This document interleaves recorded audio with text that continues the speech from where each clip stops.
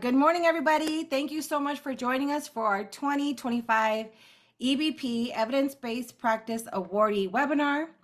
The AZ HSI Consortium, established in 2021, seeks to strengthen the individual and collective capacity of Arizona HSIs to intentionally support conditions necessary for student success in Arizona.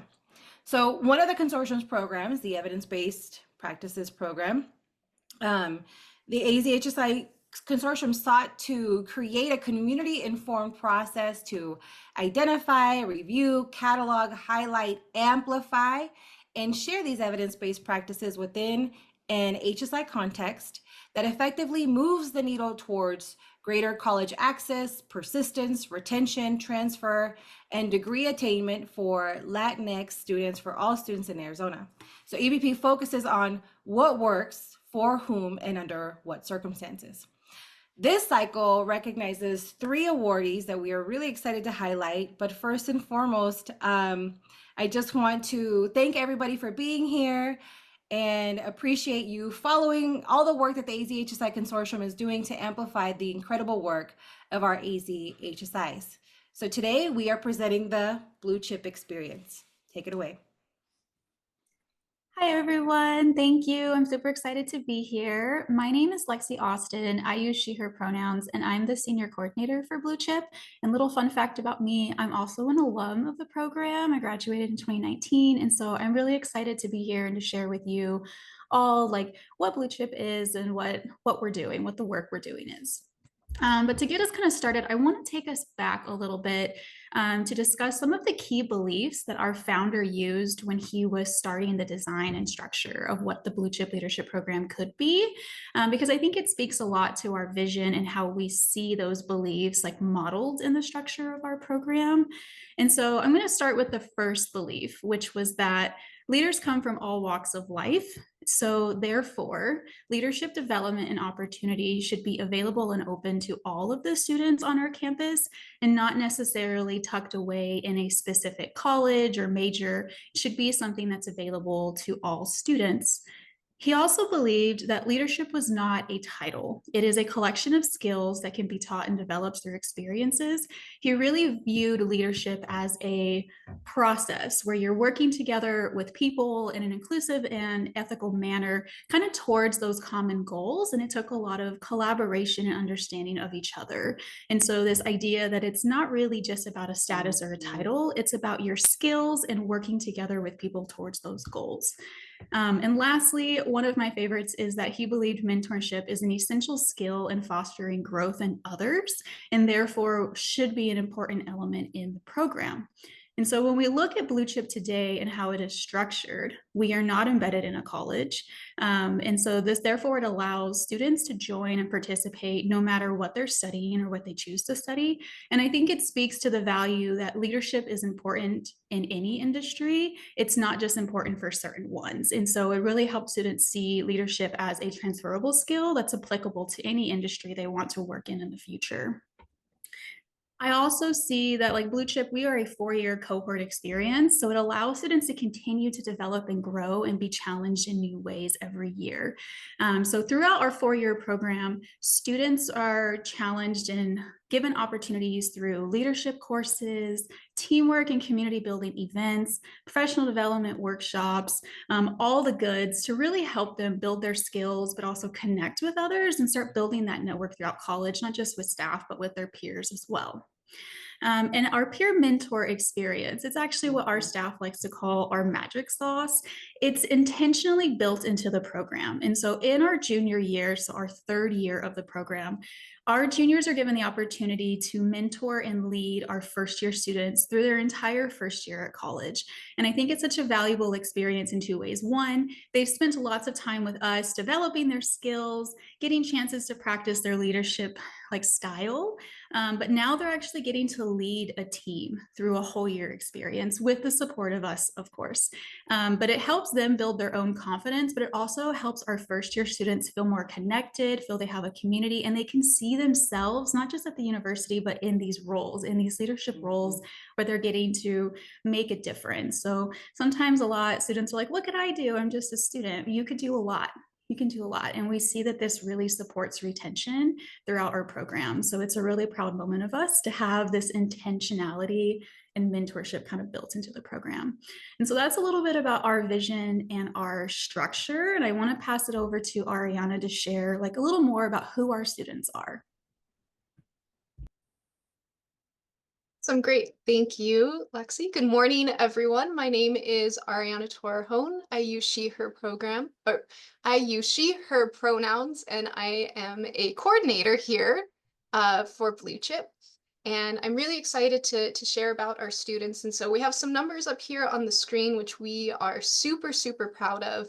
And one of the great things about Blue Chip is we serve a diverse student body. And oftentimes these students face, unique challenges during college. But I think through peer mentorship and skill building, Blue Chip helps to foster confidence, persistence, and a sense of belonging. And notably, you'll see 41% of our students identify as Latin A. And as an HSI aligned program, I think Blue Chip is very intentional in fostering representation, mentorship, community building, which I think really helps students navigate leadership while still like honoring their, unique identities. Um, but to me and to the staff and to everyone, it's more than just numbers to us. And so as staff and as instructors, like we get to see firsthand how Blue Chip like uniquely supports our students. So each one of these numbers is a unique student. And so comes to mind, I have a couple students, but the first one I want to talk about, her name is Juliana, and she was a student who started in Blue Chip. She was like very quiet. I would say she was a little bit hesitant, but like through like this program and like with mentorship and different like leadership opportunities, she really found her voice. And now she has actually become a peer mentor herself. And so currently she leads a team of 20 first-year students. And so she has definitely like found her voice. She leads a team and she has really come into her own. I think another student who comes to mind, his name is JC.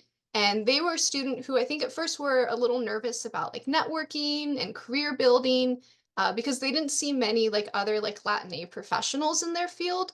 But they ended up joining our Men of Color. And I think through Blue Chip, they kind of gained some mentorship and some confidence to actually pursue some internships. And so over the summer, we were actually able to help them get a stipend so that they could have a paid internship. And, research has showed, if students are able to get paid internships, in undergrad, that they have better outcomes, career-wise, like after they graduate. And so it was like a really cool moment for JC to kind of step into their own and to like use the skills that they had to successfully apply not only for the internship, but then for the stipend as well. And so I really think it's that like through these efforts that like Blue Chip really continues to create like meaningful, exclusive leadership experiences that empowers like all of our students for not just college, but beyond. And so again, these are just numbers that we're super, super proud of. But every time I see a screen like this, I can't help but think about like all of like the individual students, that we do serve. And so it's just like very rewarding though to kind of see the numbers out like this, but to know that each one is, a student that we've gotten to know, over the course of, the 4 years that they're here. But then on that note, I am going to turn it over to Aaron. Hi, everyone. My name is Aaron Davis Martinez. I'm the director of Blue Chip, and I go by he, him pronouns. On our next slide, you'll see a few stats that we're really proud of that I'll go over just quickly. 25 years of leadership development. So Blue Chip was kind of brainstormed and ideated in 1998 and launched, kicked off in 1999. That's a long, long time for one program to be around at any institution. Retention rates, we're able to see that over the last 6 years, Blue Chip has had an average retention boost of 9 percentage points, higher than campus peers when controlling for other factors. So that's first to second year retention rates. Some other noted numbers we're excited about here. So some of our most marginalized students see, again, strong retention boosts when they participate in Blue Chip. versus their campus peers when controlling for other factors. And then another thing is just like the qualitative data that we've been able to show really shows an increased sense of belonging. And I think we put so much intentionality behind forming small teams of students that we meet with regularly and engage with them in fun, unique ways that really gets them to build relationships with each other, um, peer mentor relationships with their upper class peers, and then mentor relationships with our professional staff here. But I think beyond that, some things that we're really proud of, Lexi mentioned earlier, is promoting this kind of leadership that is about kindness, respect, and community rather than competition. I see this in high schools sometimes. I see it in other programs across the country where it's students competing against each other to see who is rated as the best leader or who is rated as the best student. And that's really not how leadership works, in our opinion. Um, Another thing we're proud of, this weekend I was lucky enough to spend a weekend retreat with our year 4 students and leading them through some reflection, some goal setting, and some celebration for their 4 years of work with the program. And so many of them shared how they found some of their best friends in this program. And they came to this campus knowing no one. And sometimes, as an educator, all you see is the smile, the mask that a student puts on in class and shows how happy they are. But when you're able to build these trusting relationships, you really hear so much more about how hard it is to be a college student these days, how hard it is to juggle everything they need to juggle, along with high tuition costs and just the struggle of being a young person in today's world. And so to be a program that can serve as a second home for someone here at the university is just so joyful. And then last, I wanted to share, like, as an educator, it's just kind of a dream job working for a program like Blue Chip that, the 4 of us, like main contributors here, professional staff, um, we get to operate this program that supports around 600 students a year and engages with them every single week. And because we're a small team, it allows us to be nimble. And when we see a need, a data-based need or a need that a student expresses, we can quickly adapt and be nimble and change. And that's we've done a lot of change and growth over the last couple of years, and we're very proud of that. I'm going to kick it over to our colleague Jordan here. Good morning, everyone. My name is Jordan Thornton, he, him. I am a program manager of a space on campus called Life Lab, which is situated in the same department as the Blue Chip Leadership Program. I get the luxury of working alongside these wonderful individuals with Blue Chip through our Men of Color program, but also through supporting some of the key events that students participate and engage in as well. So I do get the comfort to kind of sit back and just do all the fun stuff as these 3, really do a lot of the back work. But in doing so, I get a unique perspective that allows me to really see the program for what it truly is. And what I've learned is that when you set the conditions that we've talked about for student success, particularly in this program, I see that, that cohort model plus leadership opportunities within and outside the classroom, and the ability for students to get together and make plans and spend time with each other on their own, it facilitates something very special. Beyond the data points and what you see and how it influences students, I think about how, the past and previous work from blue chip leaders and students and professionals have allotted for the space and the work that we're able to do today.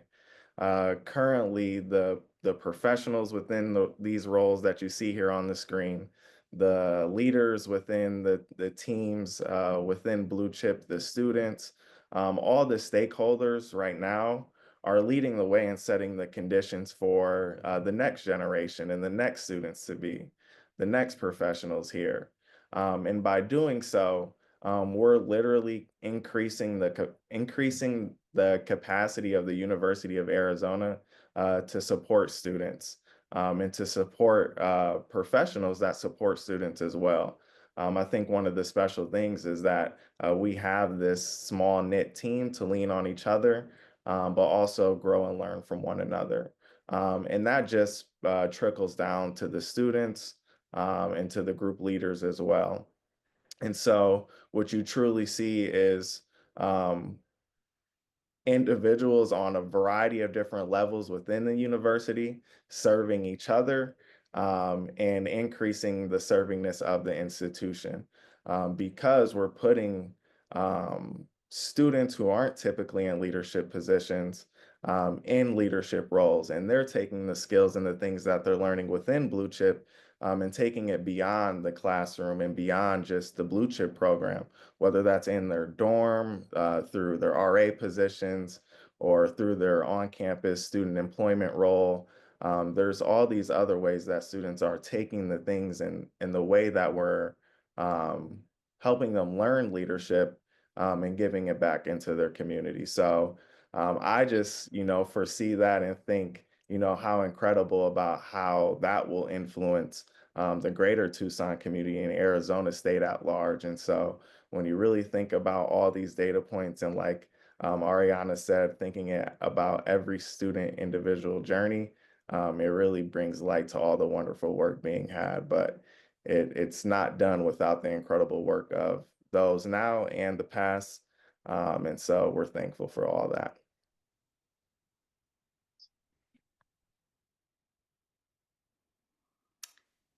Wonderful. Thank you so much for sharing all of the incredible things that your program is doing over the years now and in various different contexts across the institution too. So we're gonna field a couple questions. These are questions from our panel. The first criteria to be recognized as an EBP awardee is a focus on servingness. And you guys have talked a lot about servingness. I mean, Jordan, you just shared a good bit of it intentionally. You've talked about leadership, sustainability, the contextualization of a lot of your work.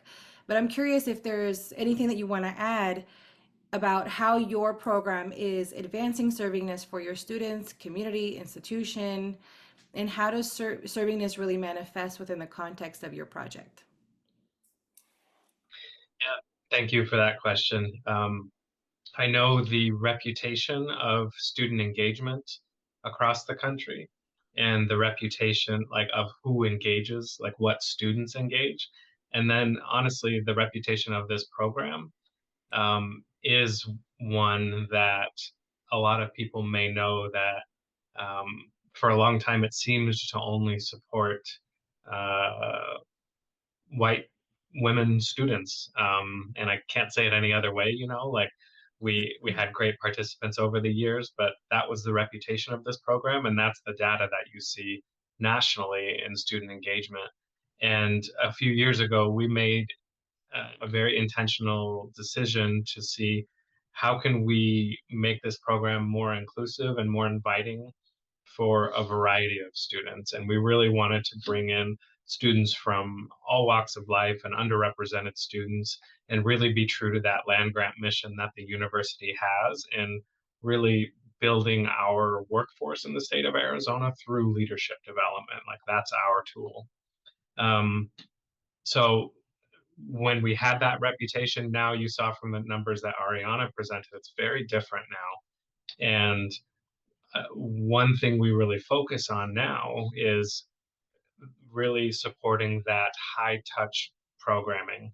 So, like I said, we're a small staff, but because of the support of our student leaders, the 600 students that we support, they are meeting with us every single week through classes, through mentor meetings, and through events and activities. So 600 students every single week for at least an hour, and you can kind of do the math at how that builds up. But it's a very high touch program, and we intentionally design pathways throughout, like Lexi said and JT said, to build in career development and professional development and leadership development. So even those students that don't choose to complete all 4 years of Blue Chip, they're finding leadership roles within their sorority, their fraternity, their student organization in ASUA, our student government here on campus. So yeah, high touch programming is very important for us. And then the fact that we really are intentional about making it student driven as well. Like the fact that our student leaders are carrying so much weight for our program makes it very clear that they are experts and that they deserve, a voice in the future of this program. So that's been serving us for us.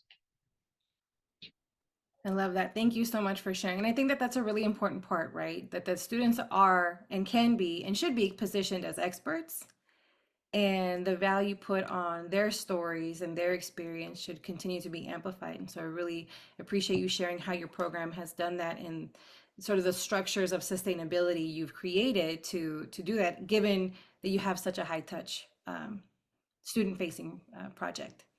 The other part of the criteria to be recognized is that you use evaluation and assessment tools to demonstrate impact. What kind of original analysis supports your work as an evidence-based practice? Thank you. Another good question. Two words I really want to highlight here, scholarly words, scholarly terms.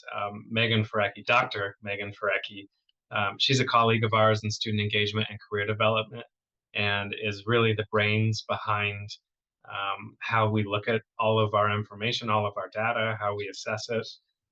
So big, like so much gratitude and thanks for Megan Ferecki and her work. She helped us to look at like how do we disaggregate this data, how do we look at net promoter scores? What does that mean for us? What does that mean for us versus a low touch program? And then a variety of qualitative data as well. But you saw some of the retention numbers. That means a ton for us because ultimately the goal for any program on campus in one way or another is to make sure students are graduating. So that retention data, that persistence data, that completion data is so important for us. We also are doing work to look at career outcomes and like long-term, how does Blue Chip support those students? The qualitative data is super important too, though, and really like going in deep to understand student experiences has been huge. We've implemented more and more and more with also with like trying to recognize that students get hit with surveys right and left throughout their career. So we try and be intentional about it. JT did a lot of work this semester in designing some weekly qualitative data gathering for our students. And yeah, I've been reading through it little by little, and it's just like a joy to see the hard work paying off through students' words. So I love that you shared that you're working sort of cross-departmental, right? You're working with Dr. Ferecki and you're receiving expertise and support from other departments on campus, which I think is really important. That coalition building also contributes to the sustainability and the growth of your project. I wonder if you could speak a little bit more. So you talked a lot about what type of quantitative data that you've collected. You showed us even too. Can you talk a little bit about what type of qualitative data you've received? Yeah, Jordan, did you want to talk a little bit? Of course, we do like the end of year surveys with students, but Jordan, did you want to talk about your project this year? Yeah. So really a lot of the qualitative data that I've been collecting within the past year or so was really to help support some of the work and hear the voices of the students participating in our Men of Color program through Blue Chip. And so how I've implemented it to kind of sneak it in to make sure we do get some good responses is that since we are meeting with students on a weekly basis, it's kind of become a part of like the routine in which they know it's like their way to check out, essentially. I think, a simple QR code and just a link to, I really framed it as a journal as well. That was something else that was helpful. It's like a weekly journal that they just submit to. It has a prompting question that sometimes is related to what we're talking about in the week, or if not, it's just related to their growth or mindset or reflection about how the program or just is influencing them, or how, just their journey in life is going in the current moment. Um, and from that, like Aaron said, we've gotten a lot of great responses that really reflect on particular things. I think something that I've also been mindful of is keeping hold of participants' work in activities as they participate in reflections that we might do. And that's like gathering a lot of sticky notes and reflection sheets, and really just, at some point, unpacking and using this data. I think we're at a place right now where something that we're going to really lean into the AZ HSI Consortium for is, how can we use this qualitative data moving forward, because we have such a collection of it. But that's just some of the things that we've done and used to capture that audience and their voice, to get some data thus far. But more to come with that. I think that's something that we're really looking forward to. Yeah, that's Mara, you mentioned cross-departmental, and it wouldn't be fair of me to say, like, we also partner with student success and retention innovation and looking at that data. We partner with the admissions department. We partner with African American Student Affairs and the College of Education. That blue chip now, if you complete it, students earn a minor in leadership, so something concrete that they can say, this wasn't just a club. This weren't just classes. Like, this was a very rigorously designed minor that goes on my transcript that I can communicate with employers or graduate schools, and then folks across the country as well. We've got partnerships across the state here, and we reach out to folks to learn what they're doing, and then folks specifically at the University of Texas and their consortium, where those that have been like open to collaboration and idea sharing, it's been like such a boost for us, and I hope it goes both ways, but the collaboration has just been so important. absolutely. Thank you so much for sharing. I think that when we think about sustainability, sometimes folks can get really laser focused on just the project, right? But it's not just the project, it's the participants and it's the people and it's the community and it's expanding and it's everyone's different expertise contributing and kind of funneling into the work. And I think that the efficacy and the sustainability of your project really speaks to the power of partnership and coalition building. And also the, JT, to your share about the qualitative data, one thing that has been sort of a persistent sort of kink in the chain sometimes is the survey burnout from students. So Aaron, you had mentioned that students get surveyed all the time for this, that, and the third. And I think that sharing how you collect the qualitative data is a really important thing for other projects that might want to do something similar, because the way you shared it was so simple, right? If you're already meeting with the students every day and they're providing you with reflections and or updates, how do you funnel some of that information into a form of data collection that seems a little more feasible and more natural so that you can keep informing the next iteration of your project, right? And I think that the way you presented it with like a quick checkout, or it's already something that they're doing in the midst of another activity is a really important thing that, other projects could learn from and maybe implement in their data collection processes. We have one more question. This is our last question.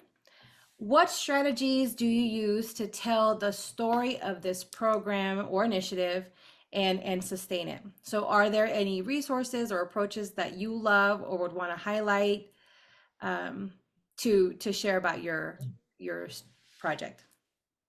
Yeah, we've done a lot of work over the last 3 years, and really thinking about that, like what messaging what messaging is valuable for students and sometimes families, um, because sometimes it's so easy to get caught up when we're living this everyday life in higher ed with the jargon and the programming and the acronyms, that students and parents, those mean nothing to them sometimes, because they're not living deeply in it every day like we are. So we've done a lot of work in trying to figure that out. Testimonials with headshots with profile pictures for students and for the staff has been really big for us. Like really understanding like through those moments with students, like what has this program meant to you? What did it mean in your first year when this campus was a big scary place of 53,000 students? What did it mean in your third year when you were leading your own team for an entire year? And what did it mean when graduation was around the corner, you know, and you're thinking about career next steps? But also putting that picture on there so students that are prospective students or families or friends supporting those students can see the face, and it feels like a stronger connection. We are very intentional about always including a face when we can, and including like messaging from our staff that goes out to prospective students. That's been so important for us. We tried to move away, for the most part, from tabling.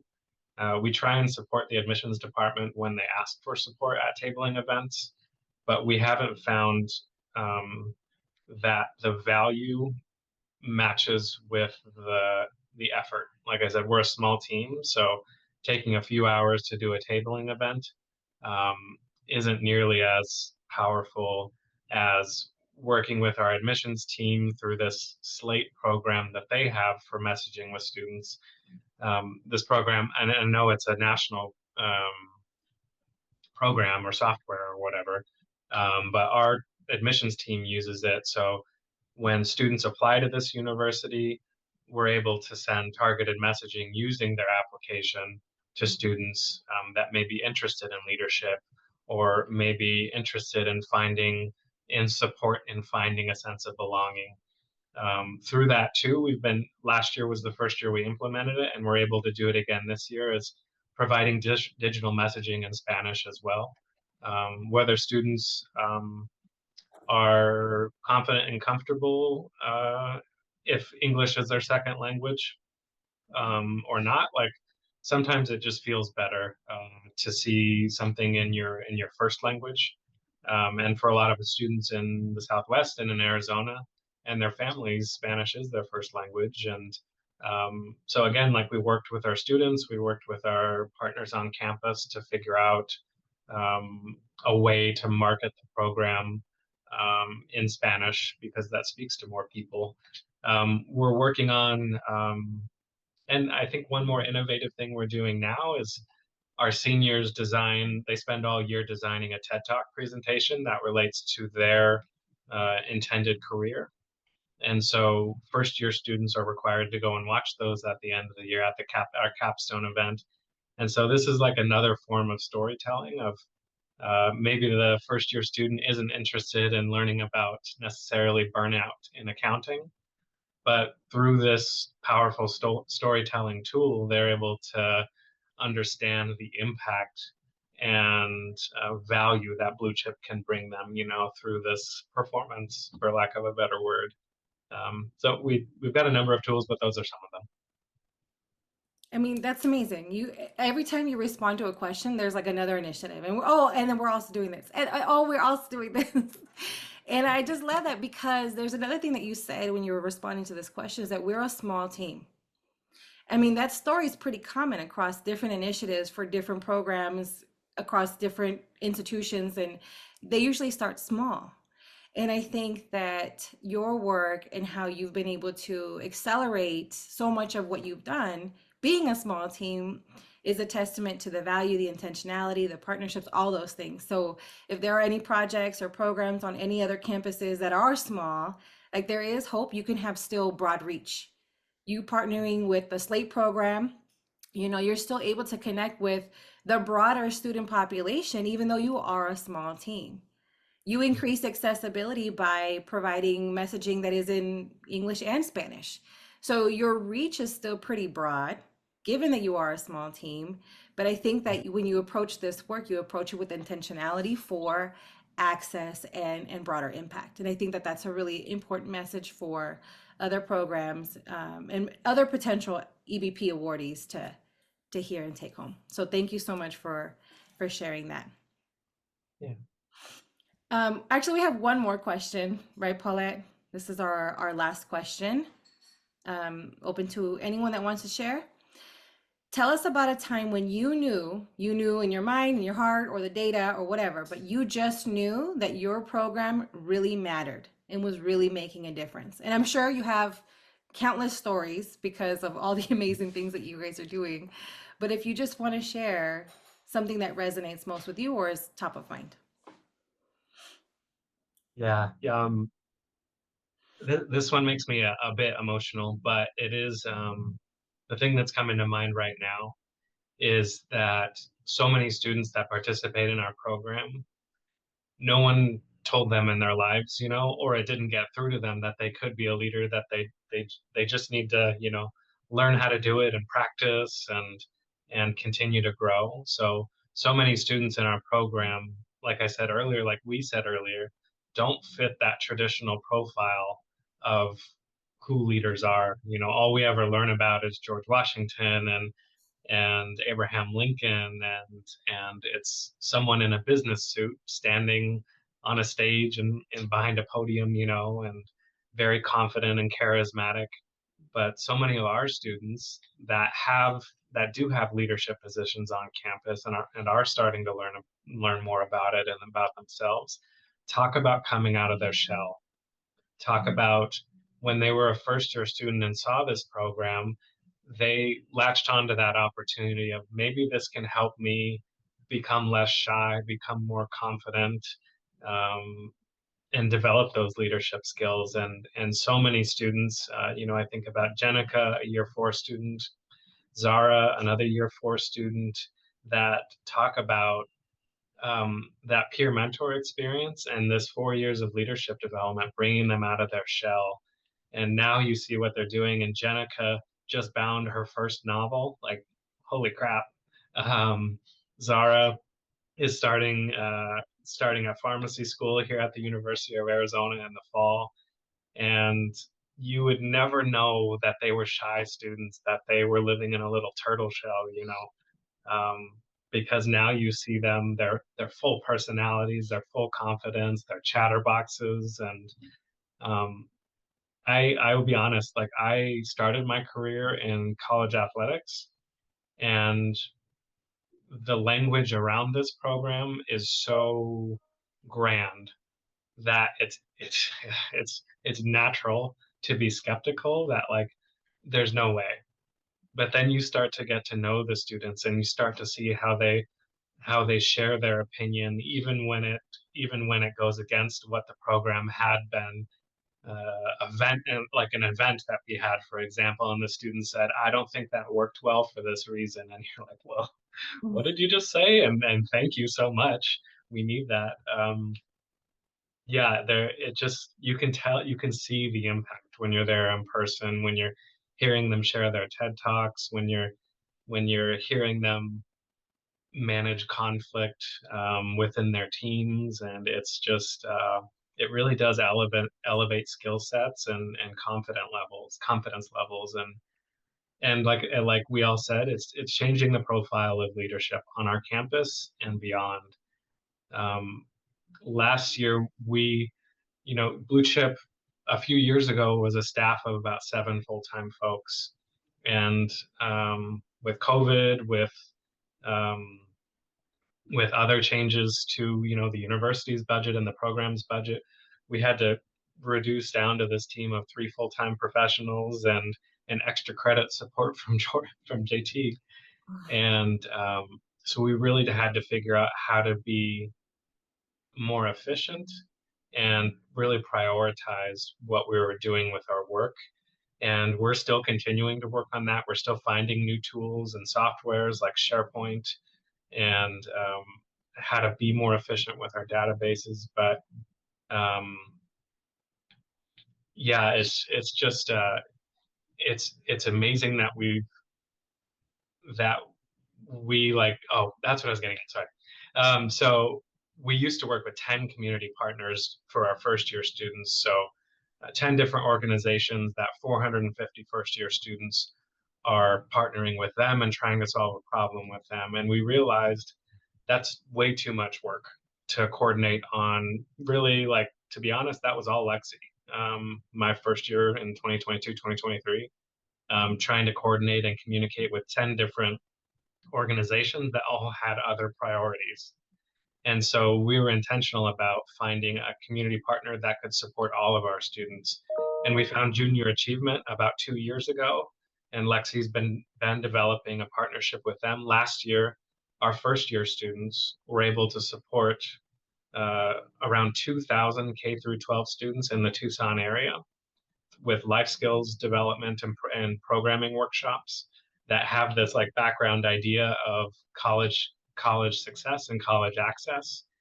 And so these students in K through 12 schools in Tucson see this super diverse group of young college students teaching them all these life skills. And now this year it's even bigger, but it's just one example of like we had to be efficient with our time, and what felt like a scary move going from 10 community partners down to one ended up being one of the biggest blessings and changes we've made to the program, and like something that extends so far beyond our campus. And yeah, just a tough move, but ultimately a blessing. And also, if it's okay, I'd like to share. Thank you, Aaron. Um, so I'm a little bit newer on the team. I've been with Blue Chip now a little over a year, almost a year and a half, and I have spent the last year, well, one, like learning the job, but really like figuring out what is Blue Chip. And I feel like that's always like the big question, like what is Blue Chip? And of course, and I think on, the surface, and we talk a lot about like leadership, and of course that's what we do. But I think for me, one of the things I always think about now with Blue Chip is I really think about community, and I think about being vulnerable. And I think that like the moment, like we're talking about, right? What was the moment like we knew that some of this work was impactful? And one of the events that Blue Chip puts on every year is Equus, which stands for Equity and Access. And it's one of our signature events. It's a 3-day retreat, and students come together and they really just get to talk. And we have some really difficult conversations. And this was my first year being a part of this retreat. And I think like just one of the moments that really stuck out to me is we had an LGBTQ plus I coming out panel. And it was just this amazing moment where we had 70 plus students in a room in a circle, and having students come up and being willing to share their stories, and then to see how the other students, were allies and supporting them.